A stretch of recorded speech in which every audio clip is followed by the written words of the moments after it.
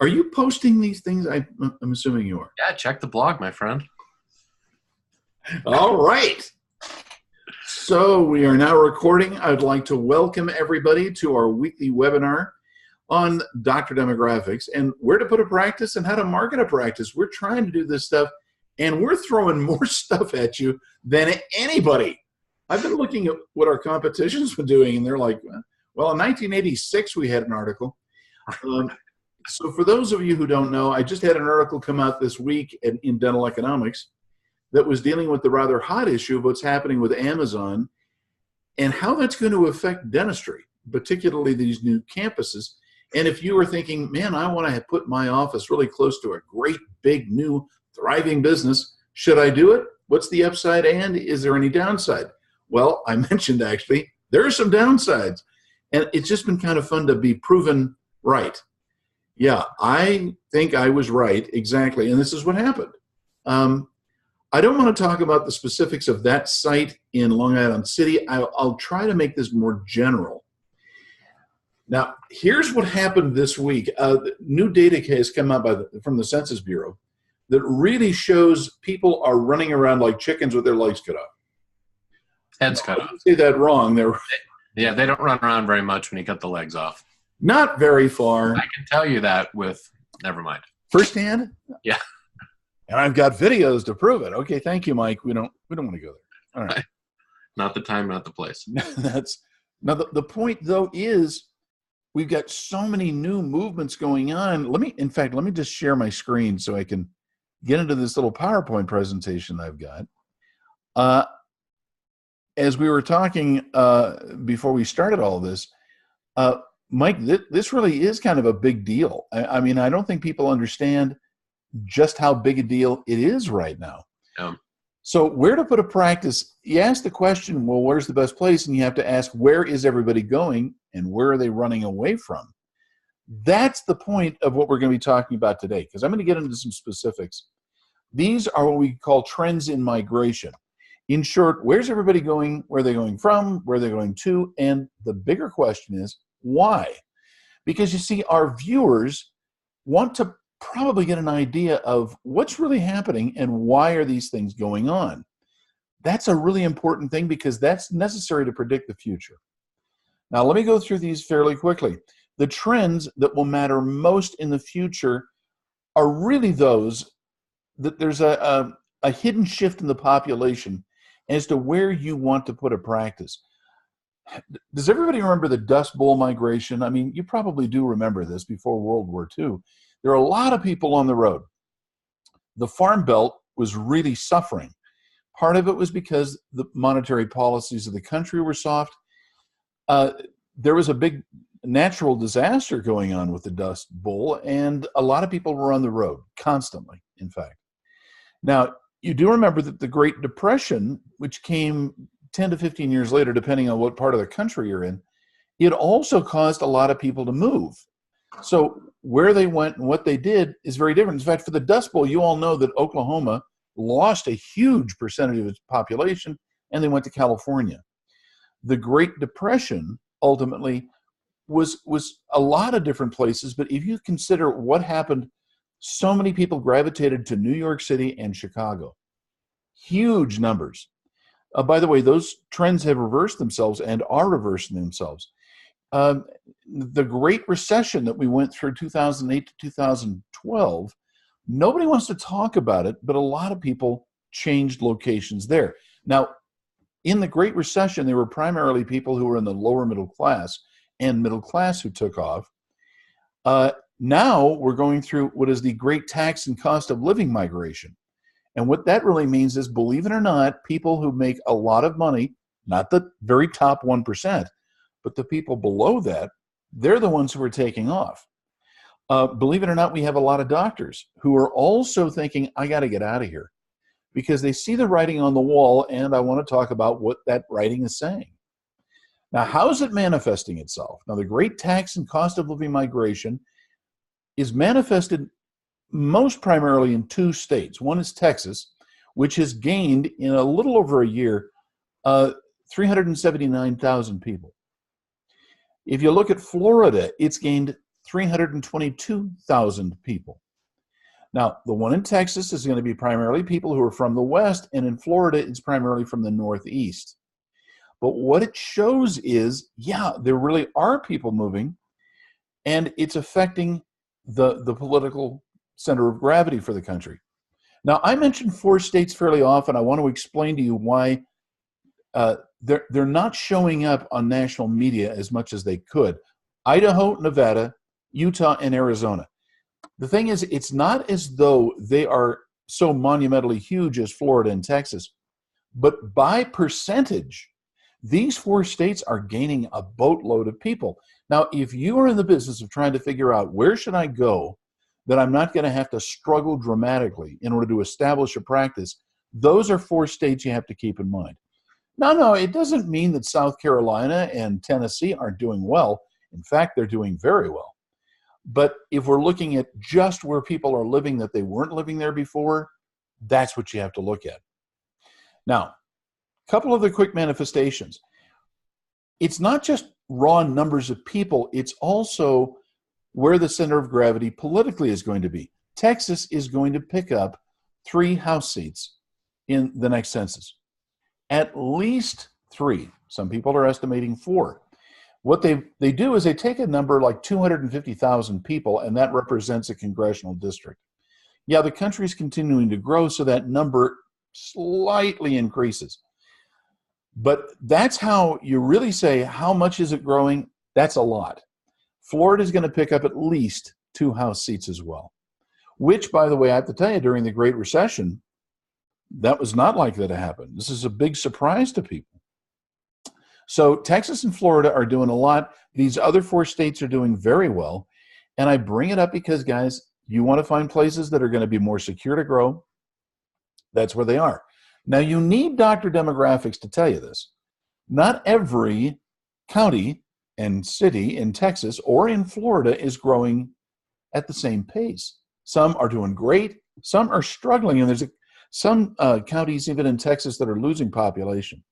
So look, when you have a demographer, they're able to look at the data and say, if I were you, here's where I'd go and why.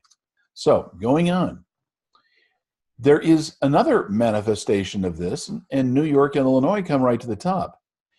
Now, their losses are not as great as the gains in those other states that I've just mentioned, but they're pretty big.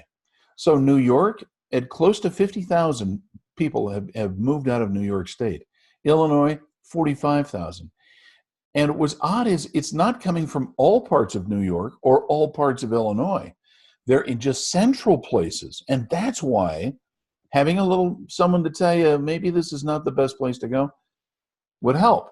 I had a big argument with a fellow from Manhattan just this last week, and he's convinced it's a myth. It's a Trump thing. I don't know. But I do know that other states that are having significant losses are New Jersey, Michigan, and Minnesota. Now, remember I mentioned those other states that were gaining, those 4 states that were gaining, but not in raw numbers, just in percentage. New Jersey, Michigan, and Minnesota are like that. And I'm kind of concerned for each of them. But once again, it's not everywhere within the state. It's part of the state. So don't just throw up your hands and go, oh, you can't practice there. That's not true. California is a good example. Now, believe it or not, California is not likely, although it's possible, to lose a House seat. But that isn't because there aren't people who are moving. There's a lot of shifting going on in California. So if you look at the Bay Area and also Los Angeles, the people who are older are taken off. They're getting out of Dodge. The younger people that are going there don't mind living in kind of a cool place. But what's happening is they're moving around within the state. Now, there's a broker that has been giving me advice on California that is just kind of really smart. He mentioned 3 areas that are showing really good places in California if you want to make a lot of money. But for the whole state, he just said you've got to be very careful about where you want to plant your flag. And on this page, I also want to point out, Ohio and Pennsylvania are a little bit like California. There's a lot of shifting going on. Are you dead in the water in Ohio and Pennsylvania? Not necessarily, but I also want to point out The tax policies are making success in California, Ohio, Pennsylvania more and more difficult. I think New Jersey, Michigan, and Minnesota are already kind of screwed. And don't get me started on Connecticut or Rhode Island. But I digress. I just want you to know we're tracking all this stuff. Now, let's talk about why the shifts are happening. And then I want to give Mike a chance to talk about how to be able to figure out how to promote a practice within these areas as well. Okay, so hang on, Mike. Sober up. Don't start drinking. Okay, here we go. Now, 8 things I want to talk about. For one thing, the reason that people are giving when we've talked to them is, why are you leaving? They're saying it's the cost of living and the cost of housing is gone crazy high. It means that in certain parts of New York State and in California, you just can't afford to buy a home. I don't care who you are. So that is making a lot of people kind of go, for my long-term investment in life, I don't want to live like this. I don't want to be in an overpriced apartment. There's also the issue of the Trump realignment of the tax base. And what they did is they said there are a lot of states that don't have a lot of taxes. They're subsidizing those high tax states unfairly. In other words, they don't get as much deduction off their wages because they don't have as high taxes. They're taking a hit. Now, when Trump kind of changed that, a lot of people in New York and Illinois are saying, oh, that's unfair. I won't get into the ethics of it, but that's another reason. So the reason that you are seeing so many people is they've got a $10,000 limit on how much you can deduct. This only goes to the rich. And so the rich are saying, man, I'm getting hosed. I'm getting out of here, and I'm going to those states that have low taxes. Florida happens to be one of the big ones, and so does Texas. But Nevada and, well, I won't go through all of them, but they've all got no income tax for the state. So that's a big deal. By the way, another thing that everybody's talking about is the weather. We're in the middle of February right now, and there are parts of the country that are just, people are just going, I got to get out of here. As soon as my kids are out of school, I'm going to go out and look. So I'm expecting we're going to have a lot of people looking around, and weather is not something that's insignificant. There's also a secondary effect of growing populations. A little hard to explain this exactly because it's a complex topic. Here's the deal. When you have a lot of growth, it makes more growth. Success breeds success, if you will. And Florida is a good example of it. Florida in 2008 was losing property value like crazy. Well, all of a sudden, it's an inexpensive place to live and everybody's moving there. And then everybody else said, yeah, I ought to go down there too because my aunt or my cousin, they moved too. And I like that area. So there's the secondary effect that's kind of momentum that's going on. California benefited from this a lot back in the 60s, 70s, and early 80s, but that kind of stopped. Now, as for number 5, the cost of doing business comes down to 2 things, real estate and the cost of wages. Now, you all know that Washington State and New York State have increased the minimum wage to $15 an hour, or they're in the act of raising it to $15. What's kind of bad for them is neighboring states did not do that. They've got a minimum wage of about $7. Well, everybody, it doesn't take a brain surgeon to be able to figure out you can have a state very close by and not have to pay so much. Frankly, that's why Idaho has done so well, because they've got these inflated wages and costs in Washington State. And a lot of people are going, I don't want to be in a place where there is so much risk because it's going to be so expensive to go there. So that's one reason. And just to keep in mind, you don't have to travel very far between Illinois and, say, Indiana to be able to move a practice or a business.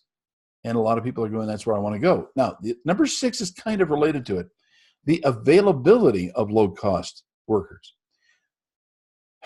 One of the problems with having a practice or a business of any kind in Hawaii, lovely location, hula girls, pineapple, oh my gosh, but there's not a lot of people you can hire. And that is one of the frustrations that people are finding when they want to go to other states. Now, Mike and I are living in Utah. As you may know, there are a lot of well-educated people in these universities. They're married. low cost of living, low cost per employee, and they're kind of going, yeah, that's why we want to go there. So they're hiring like crazy in these other locations, which means there's kind of a vacuum formed in those places where nobody's hiring, in those places where they are. There's also a fact which was undeniable but hard to quantify, and that is the business-friendly environment. Long Island City, we just had the big news thing where Amazon is not building its campus there. Fair enough. The progressives thought it was unfair that they were getting big multi-billion-dollar tax breaks. So they're going to rip that out and they're not going to do it. Yeah, but did you know that in Tennessee and Texas, they're still building their campuses there? And they're thrilled to have them. They did a marching band. Oh yeah, they're getting pretty good tax breaks. But trust me, it's the attitude of the people about new residents and new businesses that's making the difference. And I'm afraid this is going to come back and haunt a lot of people who make it so that, yeah, we really don't want to have you around here. Don't let the door hit you on the way out is what they told me when I was moving my business out of California. Go ahead. And then that eighth one, again, a little harder to quantify, but it tends to manifest itself. Guys, business-friendly lifestyles or family-friendly lifestyles matter.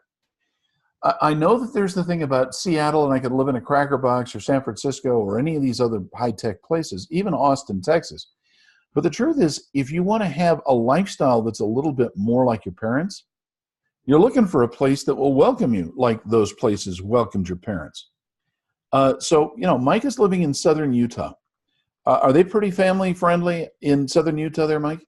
Yes, very family-friendly. Will they give you a great big open-arm hug when you move in? Yes, a double hug. Yeah. A little bit creepy kind of hug. Yeah, but I'm just saying, they're very excited about you. That is not true everywhere. Okay. Now, just want to say something real quick about our offer that I want to hear Mike. We have that dental site selection handbook. We have the vet site selection handbook as well. And I'm still just plodding through that ortho site selection handbook for orthodontists. And actually, I think they're getting better as we go along. I just want to emphasize a lot of people at this time of year are still thinking about telephone consultations, either for marketing to goose the practice or figuring out this site or that site. Is this a good idea? Tell me what to do. We have the Miracle Max 49 discount if you're interested in doing that. So, Mike, I've been droning on too long. Yes, you have. So, no, you haven't. Brilliant stuff. Matter of fact, I think that the Amazon issue, not necessarily the specifics of it, but the kind of the greater reason why it happened and maybe the cautionary tale for other states and how they're going to apply that or how they should approach something like that in the future really is a pretty important discussion, I think, for professionals like dentists, like vets, that are looking to place a practice, because this is where I think that things get a little convoluted. I think that a lot of our dentists, they look at themselves as business owners, which they are, but what they've got to understand is that they're not large job producing business owners. Yes, they're going to have a staff. Yes, they're going to have, create some jobs in an area, but they're not a big manufacturing company. They're not a big employer that's going to have hundreds and hundreds, or in Amazon's case, thousands, 25,000, I think, jobs in the area. And so what happens is you have the big businesses, the job creators, that go into an area and can basically change it overnight by revitalizing and investing and then creating jobs. Once they establish, or as they're establishing, the population follows them, right? And then the professionals, the dentists, the vets, the retailers, they follow the population. And so it's not the other way around. I think a lot of doctors think of themselves in the job producer category when actually they're lagged by two positions. And so what happens is when you have a state or a big company that decides to leave, and even if it's something as close as from Illinois to Indiana or from Washington or Idaho, and they decide to move 100 miles to the next biggest place, to Boise or whatever, what happens is that population doesn't want to commute 100 miles. And so they follow the business and they move their selves, which leaves, because the doctors are in a lag position, they have to then follow the people. And so it's really important to understand that dynamic. And also, again, to give plug for Dr. Demographics, you need to be talking to somebody that is not looking at things from 100 feet above level. You've got to be looking 5-10 years in the future when you're deciding to where you're going to place your practice, because it's those factors that make a huge difference.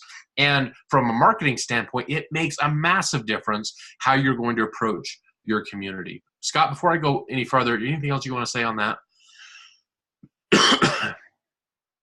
You're muted. We'll wait. I'm not muted anymore. Can you hear me? That's good. Yes. No, I'm just, Mike, you're right on the money. We didn't really talk about that point previously to start recording, but I absolutely believe you're right. You get part of the trend. And I think the wise person is going to think about the future. Let me just, real quick thing about Dr. Demographics. Our biggest competitors don't do projections. What they do is they'll say, this is where it's been in the past, or here's where the picture is right this second. Right. Which is valuable. That's an important piece of it. But they got to tell you what's going to happen, and that's where the predictive ability of demographics really has its strength. So I'm sorry, please go ahead there, Mike. Okay. So kind of looking forward. So some of you that are watching this webinar have found yourself in a situation where this very thing has happened, and what's happened in those areas, growth stops. And so you have an area that is kind of deteriorating before your eyes. But let's say you have a practice there, or you grew up there, or whatever, and so that's where you're going to practice. All is not lost. One of the things that we see, though, is that those areas, the income starts to decrease a little bit, the median income, because, again, those jobs, the big paying, the innovative jobs are gone. And so now we're back to just kind of the bread and butter jobs that don't pay that well. And so you have population in older homes, that kind of have traditional type jobs. But then there's this little segment almost in every case in some of these towns, and it's a really wealthy segment. And what we call them through psychographically is called the top tier. And this happens all the time. As a matter of fact, there's a little town just east of me called Kanab. Scott, have you ever been to Kanab? I've been there. Have you really? Yes, I have. I've been to Kanab's a beautiful place. Used to be the Hollywood set back in the day for all the Westerns. It's an awesome place, but it's an exact description of what I was just talking about. Generally a lower income area, but then it has this small population of higher upscale population. And a lot of dentists will essentially just fixate on that group and decide, if I could just get them to come to my practice, I would be successful. So that's what I want to talk about just for a second, is if you found yourself in one of these situations. And again, I call it marketing to the non-norm. And I'm going to stick with our chicken theme here that we talked about earlier with the heads cut off. This is my example of that. You have the brown eggs, which are essentially your bread and butter, with 90% of your population. Then you have this one segment, this 10%, that is so appealing to you, and you say, if I can just go after those things. So this is the test, in my opinion, of whether it's justified to go after them. So the first thing is to identify whether or not there's enough market size to spend your time. Now, how do you do that? First thing is you get a demographic report from Dr. Demographics. We'll be able to tell you what percentage of the population fits within that category, and is it enough for it to be viable for you to spend your time? We've seen practices that have completely abandoned their existing population because they decided they didn't like them or they were too much of a pain in the neck, and it was grass is greener on the other side, and that's what they were focused on. And so that's where their marketing went, and it just ended up in a disaster because there wasn't enough of that population. So the second thing you've got to figure out is, are they full-time residents or are they part-time residents? In a lot of cases in these areas that have a small population of high-income individuals, they're not full-time residents. They may, and this happens in Kanab. Kanab is a great example here in Utah. They go there in the beautiful time of the year, and it's a beautiful place, but they don't live there full-time. A lot of times when that happens, and when they go back home, wherever home is, that's where they go to their legacy doctor and get their dental work done. They don't do it in their snowbird house. And so that's the thing you've got to figure out for yourself in the area that you're in is, are they there full time or are they there part time? So if they are there full time, and again, we can tell you that from our numbers, why are they not already going to your practice? If your practice is set up in a way that is attracting people that are of lower income, that might be one reason why they don't feel comfortable, or it's not the place they want to go, or it doesn't have a fancy lobby, or who knows what. But you've got to answer that question of why are they not already going to your practice if they're there and they're there full time. The second thing is you've got to study the psychographics.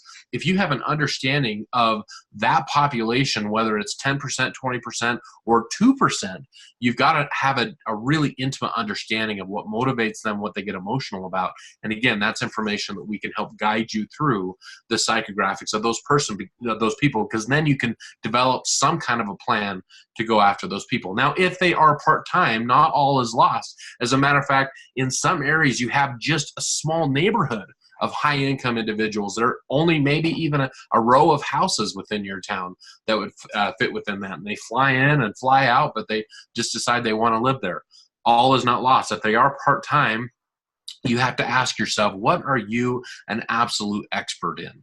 And how can you offer that to them? Now, that is a much more deep conversation that if this is something that applies to you, you ought to have with me, because I can help you flesh that out and really define what that thing that you can define yourself as an expert in. And the second thing is you've got to time your marketing. We live in the greatest time in the world for marketing, in that you can decide, my people are only here in July and they may have a dental issue right now, or maybe they want to get that full mouth restoration done during that month. So when they go back home and enjoy the holidays, they don't have to go through the recovery. They can be all done here. There's a time that you can do that if you study a little bit of marketing and if you get the right guidance and help, which obviously we feel like we can provide. The last piece of advice that I'll give you is don't step over a nickel to grab a penny. Don't be so attracted to that grass is greener on the other side unless you know those numbers intimately and it's been confirmed that that's enough to be viable. Don't abandon your bread and butter population, your patients, your clients, just to step over for that, because you may find that there's not enough there for you to be successful.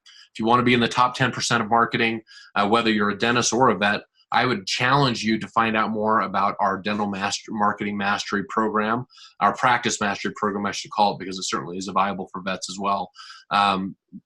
Fantastic program, awesome for business owners, marketing directors, your whole staff would enjoy it. Includes an incredible amount of coaching and some fantastic insights that you're just not going to learn through dental school, frankly. If you want to reach out to me about that, you can contact me at mike@drdemographics.com.